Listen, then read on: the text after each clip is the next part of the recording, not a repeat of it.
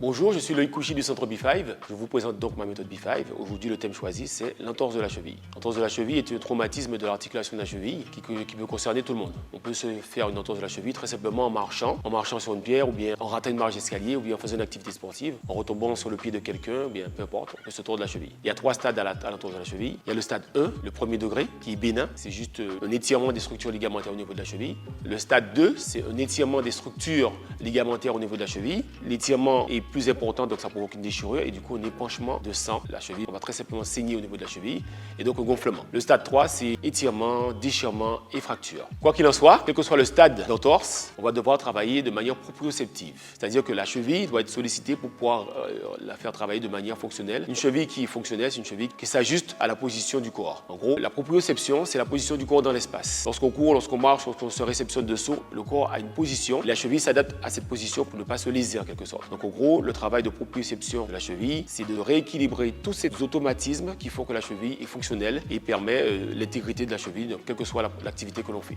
Donc c'est parti pour la session d'exercice relative aux entorses de cheville. Pour cette deuxième session d'exercice, voilà ce que je vous propose. On est en position de pompe. Je corrige ma posture. Je monte mon genou, je croise par-dessous la jambe opposée. Je récupère mon haltère et je reviens ici. 1 et 2, etc. D'accord? Donc on n'oublie pas, hein, on travaille lentement, on travaille les amplitudes maximales, on respire, on souffle bien. Beaucoup de gainage, beaucoup de coordination, mais c'est tout à fait faisable. C'est parti. 1. Lentement, je reviens, je me positionne. 2. 3.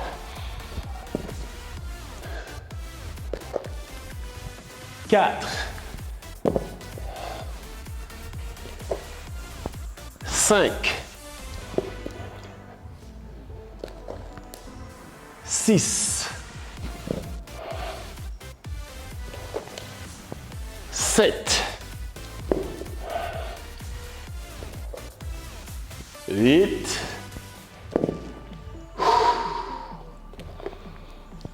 9. Et 10. Ok.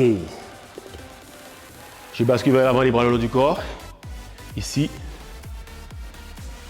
Je garde la position, je vais chercher loin et je reviens. Loin et je reviens. 5 fois, puis pareil de l'autre côté. 5 fois, etc. Donc, dos pied droit. Je garde les bras le long du corps. Je bascule vers l'avant. Lentement, je relève le buste. Et 1, je reviens. 2, je reviens. 3, 4, 5 et je relâche. Même tarif sur l'autre jambe. Je bascule lentement.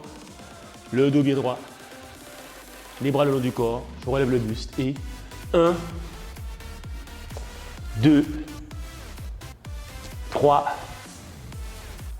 4 et 5. On relâche. On souffle bien. Et je vais vous proposer le troisième exercice. Toujours debout. Et là, je pars sur le côté. Je tends le bras et la jambe du même côté à l'horizontale. Ici.